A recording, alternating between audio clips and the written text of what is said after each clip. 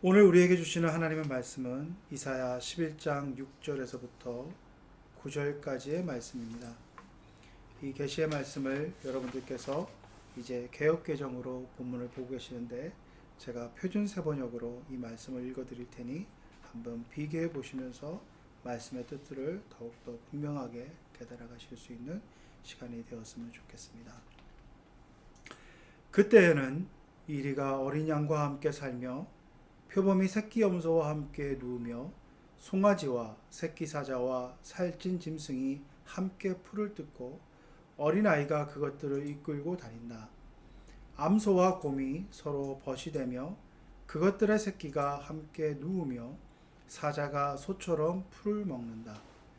젖먹는 아이가 독사의 구멍 곁에서 장난하고 젖된 아이가 살무사의 굴에 손을 넣는다. 나의 거룩한 산 모든 곳에서 서로 해치거나 파괴하는 일이 없다. 물이 바다를 채우듯 주님을 아는 지식이 땅에 가득하기 때문이다. 아멘. 일전에 본 그 드라마에서 이런 대사가 있었습니다. 사람은 선 곳에 따라서 보이는 곳이 다르게 되고, 또 그 서 있는 곳에 따라서 그 행동하는 것이 다르게 된다고 하는, 어떻게 보면 당연한 이치인 것 같고 너무나도 평범한 얘기인 것 같지만, 그 드라마가 얘기하고 있는 주제가 노동의 현장, 또 삶의 어떤 구조적인 모순을 다루고 있는 드라마였기 때문에, 그 드라마에서 내뱉는 그 사람은 서 있는 곳에 따라서 보는 것이 다르다라고 하는, 평범한 것 같지만 그 대사가 주는 울림이 꽤 컸던 기억이 있습니다.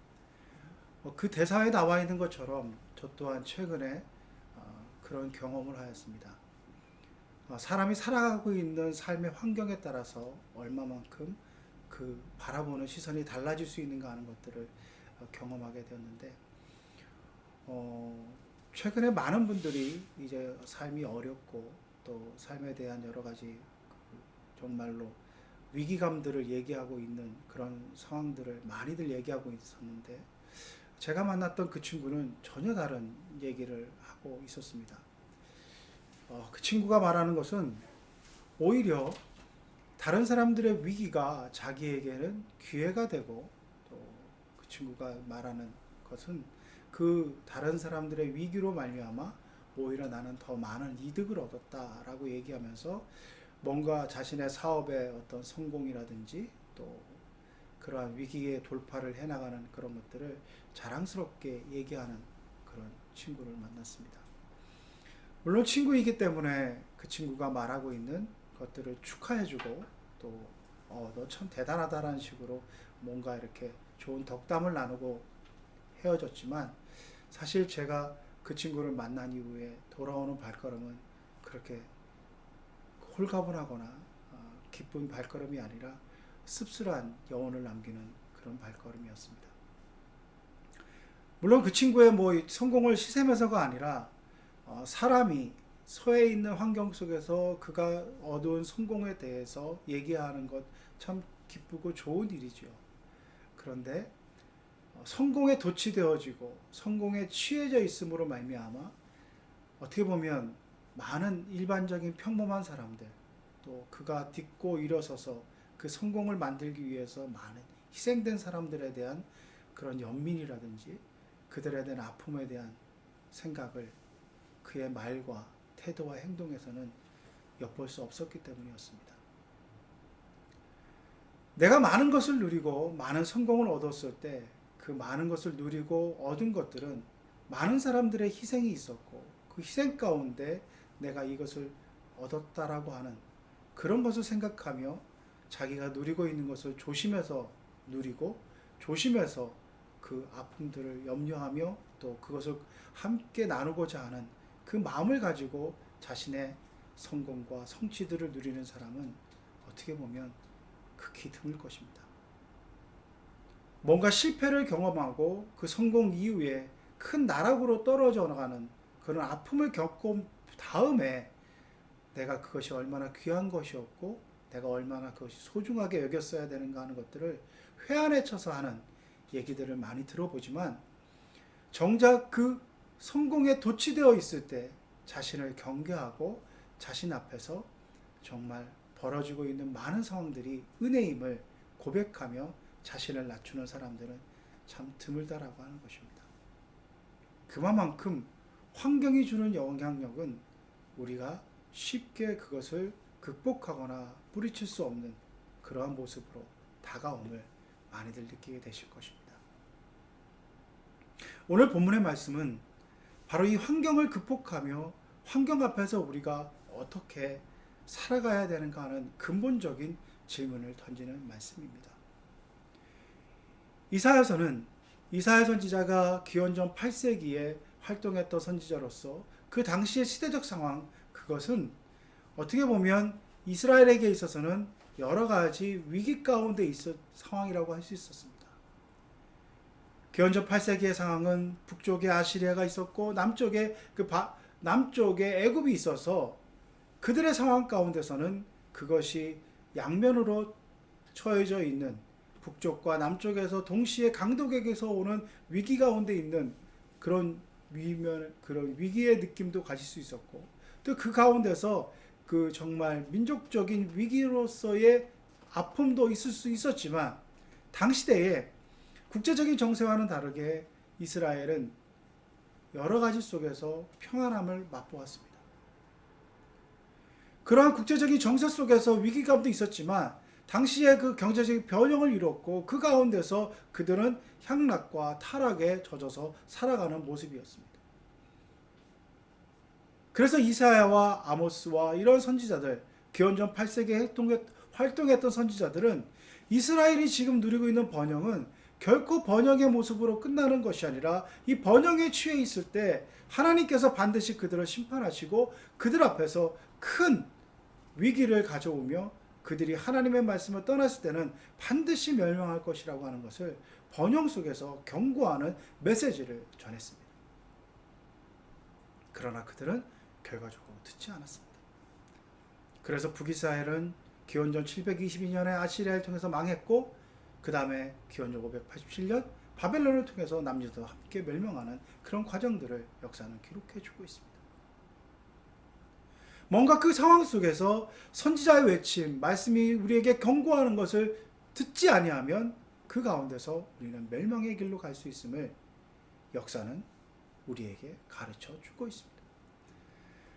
그런데 특별히 오늘 본문의 말씀, 제가 이사야서 11장에 읽었던 이 말씀은 이사야 선지자가, 즉 메시아 예언이라고 해서 앞으로 있을 메시아에 대한 예언을 말씀하시는 가장 대표적인 구절과도 같은 말씀입니다.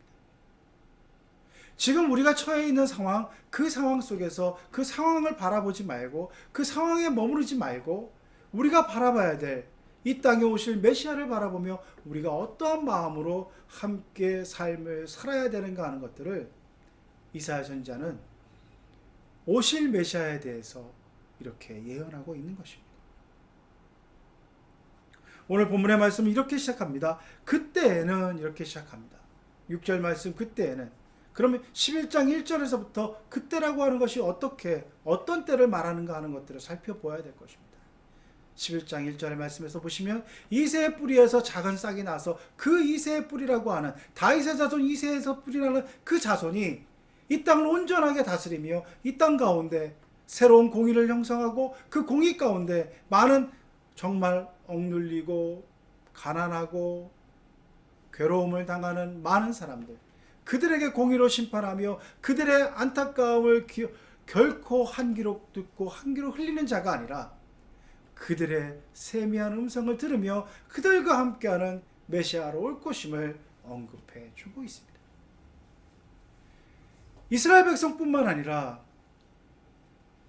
역사를 통하여서 모든 사람들은 이 메시아를 갈망하는 마음이 있었을 것입니다.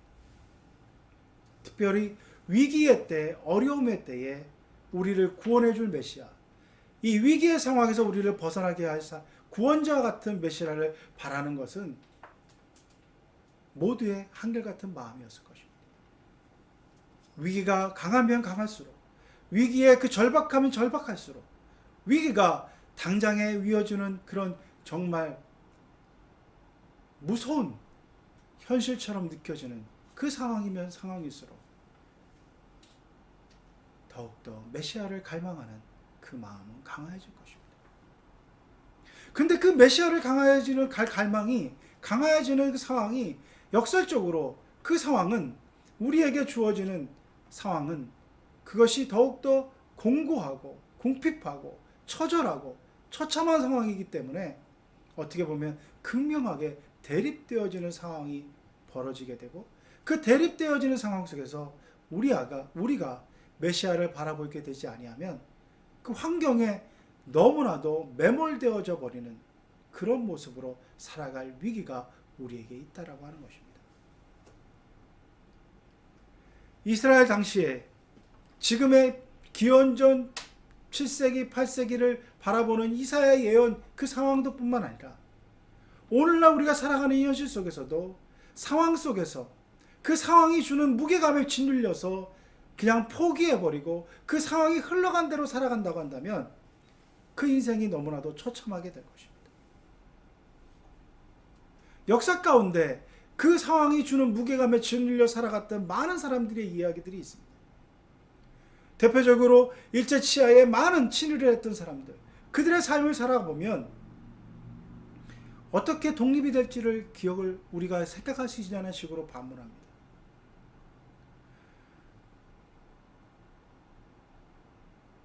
불과 30여 년에 흐르는 시간 동안 그렇게 흐르는 시간, 그 시간을 견디지 못하는 그 상황 속에서 독립은 영원할 것 같은 그 상황 속에서 많은 분들이 현실의 무게감에 짓눌려서 그렇게 살아갔습니다. 그렇게 모든 것을 포기해버리고 살아간다면 오늘날도 마찬가지입니다. 경제적인 위기, 삶의 여러 가지 위기 가운데 많은 것들을 그렇게 짓눌려 살아가며 그것을 나의 것을 주어진 상황 속에서 포기해버리고 받아들여져 버리는 그 상황으로 우리에게 머물러 있다고 한다면 우리는 그것으로 끝나는, 그것은 돌이킬 수 없는 위기로 우리의 인생을 덮쳐버릴 것입니다. 이사야는 그런 것을 우리에게 다시 한번 일깨워주고 있습니다. 우리의 인생이라고 하는 것은, 우리의 삶이라고 하는 것은 그렇게 상황과 그 여러 가지 주어진 환경이 우리를 짓누르는 그 힘이 강하면 강할수록 오히려 우리 가운데는 메시아를 향한 그 갈망 속에서 메시아가 주실 참된 평화의 나라, 그것을 소망해야 됨을 말씀해 주고 있다라고 하는 것입니다. 오늘 삶의 위기 가운데, 삶의 무게 가운데 짓눌려 살아가시는 분에게 이 말씀은 어떻게 보면 너무나도 현실감 없는 얘기처럼 들리실 수 있을 것입니다. 목사님, 그렇게 한가한 소리 하지 마십시오. 정말 당장 해결해야 될 문제 때문에 내가 밤잠을 설칩니다. 이 문제가 해결되지 아니하면 내 모든 것들을 잃을 수 있습니다. 이 문제가 해결되지 아니하면 내 정말 인격이 무너져가는 것 같고 내 관계가 무너져가는 것 같고 내 모든 것들이 허물어져가는 그 위기 가운데 있습니다. 그리고 이 위기 가운데 헤쳐나가기 위해서 내가 얼마나 많은 노력을 하는지 모르실 것입니다. 저에게 믿음 없다고 얘기하지 마시고 저에게 뭔가 변화를 보여주십시오. 내가 이것을 해결하기 위해서 얼마나 많은 시간 기도했고 얼마나 많은 시간 노력했는지 목사님은 모르실 것입니다. 근데 변화되는 게 없습니다. 그런데 나에게 주어지는 확신이 없습니다.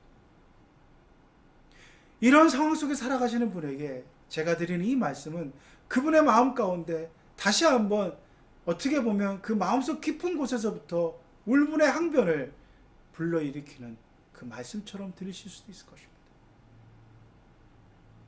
그 안타까움과 그 아픔을 제가 외면해서 드리는 말씀이 결코 아닙니다.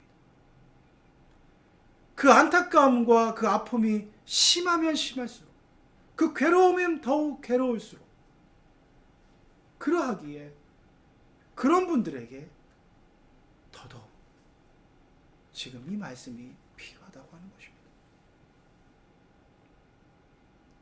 오늘 본문의 말씀은 위기 속에서, 모든 상황 속에서 정말 분노가 끌어넘치고 그 분노 속에서 모든 것들을 포기해버리고 싶고 모든 것들 속에서, 상황 속에서 벌어지는 것들을 받아들이고 그냥 인생을 포기할 것 같은 그 상황 속에 하나님이 오시면, 메시아가 이 땅에 오시면, 평화의 나라가 이 땅에 오시면 우리에게 주어질 그 꿈같은 아름다운 세상, 그 세상을 바라보며 그 세상이 주는 그 안락함과 그 세상이 주는 평온함과 그 세상이 주는 말할 수 없는 평안을 우리가 바라보며 지금 엄혹한 이 시기를 견뎌야 됨을 말씀해 주고 있다라고 하는 것입니다. 오늘 본문의 말씀을 한번 보십시오. 그때는 어린 양과 함께 살며 포범이 새끼 염소와 함께 누우며 송아지와 새끼 사자와 살찐 짐승이 함께 풀을 뜯고 어린아이가 그것들을 이끌고 다닌다. 이렇게 말씀해 주고 있습니다. 현실에서는 도저히 있을 수 없는 일이라고 하는 것입니다. 약육강식이 판을 치고 어떻게 보면 적자생존, 각자도생의 그 세상 속에서 분명한 적이며 분명하게 나라에게 해를 끼칠 수 있는 표범이, 사자가 어린 양과 함께 뛰노는 그것을 현실적으로는 도저히 불가능하다고 하는 것입니다. 잡고 잡아먹히며 그 가운데서 탐욕이 정당화되고 그 가운데서 착취가 정당화되는 그 세상 속에 살아가는 우리들에게 메시아가 오시면, 예수 그리스도가 이 땅에 오시면, 그것을 통하여서, 말씀을 통하여서 이 땅을 다스리시면 그 모든 서로에 대한 반목과 질시와 탐욕과 착취와 억압들이 한순간에 변화되어서 정말로 도저히 있을 수 없는 그 기적 같은 상황, 그것이 벌어진다고 하는 것입니다. 양과 사자가 함께 있고 어린아이가 독사에서 그래도 손을 넣고 흔들, 모든 억압과 모든 정말 착취와 모든 핍박의 세월들이 극복되어지고 함께 살아가며 함께 평화를 누리며 함께 상생하는 그것으로 주님은 그 나라를 우리에게 주시겠다고 약속해 주시는 말씀이 오늘 본문의 말씀입니다. 한번 생각해 보십시오. 도저히 있을 수 없는 일인 것 같습니다. 그냥 허황된 것 같습니다. 그러나 하나님께서는 이사야 선지자를 통하여서 분명하게 말씀해 주고 계십니다. 이것은 허황된 것이 아니라 메시아가 이 땅에 오시면, 그래서 이 메시아가 이 땅에 오시면서 정말 하나님을 아는 지식이 이 땅에 평만하고 그 하나님을 아는 지식 가운데 살아가는 사람들의 모습은 이렇게 될 것이라고 약속해 주고 계시다고 하는 것입니다. 사도 바울은 또한 이렇게 얘기합니다. 로마서 5장 24절부터 28절까지 말씀을 통해서 이렇게 말씀하고 계십니다. 우리가 소망으로 구원을 얻었음에 보이는 소망이 아니니 보는 것을 누가 바라리요. 만일 우리가 보지 못하는 것을 바라면 참으로 기다릴지니라.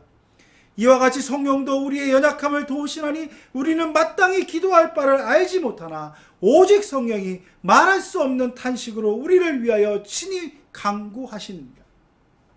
마음을 살피시는 이가 성령의 생각을 아시나니 이는 성령이 하나님의 뜻대로 성도를 위하여 간구하심이니라.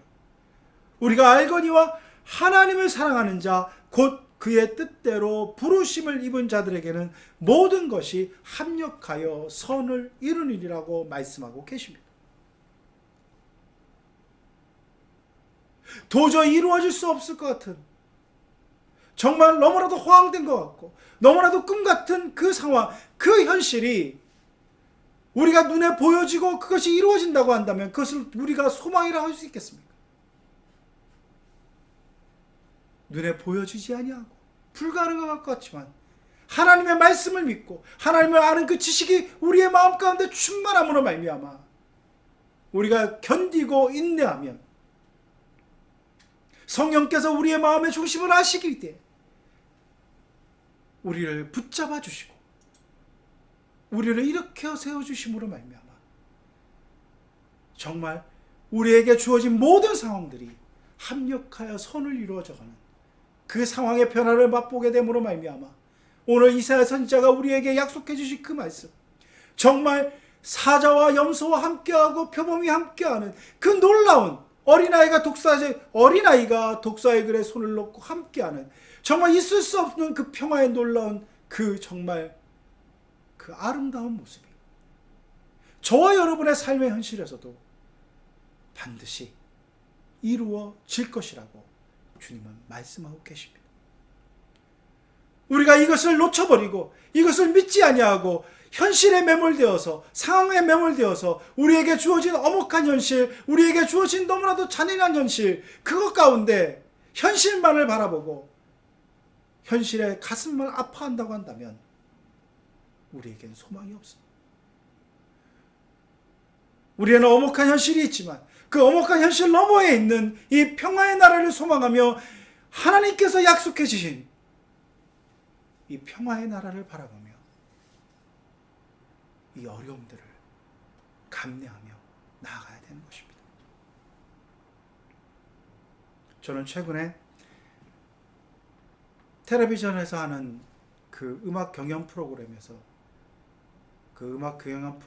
심사하는 분들의 여러 가지 얘기 속에서 그런 표현을 하는 것을 들어봤습니다. 한 참가자가 음악을 아주 멋있게 노래했습니다. 아주 멋있게 노래한 그 노래를 듣고 한 참가자의 그 노래를 평가하는 심사위원의 평을 이렇게 했습니다. 당신의 노래를 들으니 내가 바닷가에 있는 것 같습니다. 당신의 노래를 들으니 내가 바닷가에서 옛 추억을 떠오르게 하는 그 놀라운 힘을 당신의 노래에게서 느꼈습니다.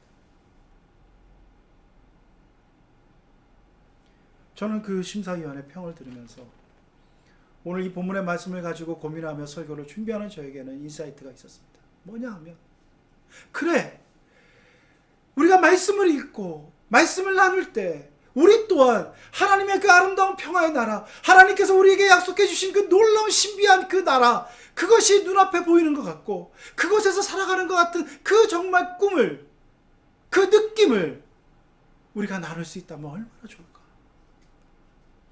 현실은 참으로 엄혹한 현실이지만 말씀을 듣는 이 순간, 말씀을 펼쳐서 읽는 그 순간 하나님의 나라가 내 앞에 보여지는 것 같습니다.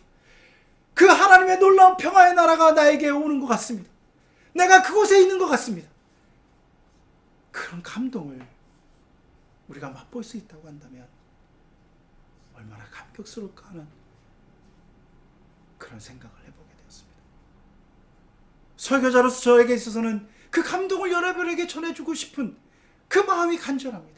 제가 부족해서, 제가 연약해서, 제가 정말 보잘것없어서 전하지 못하는 그것이 있지만 제 마음 가운데는 정말 그 하나님의 나라, 말로 설명할 수 없는 그 하나님의 나라가 우리 가운데 임할 것이며 그 하나님의 나라를 소망함으로 우리는 이 위기 가운데, 이 상황 속에서,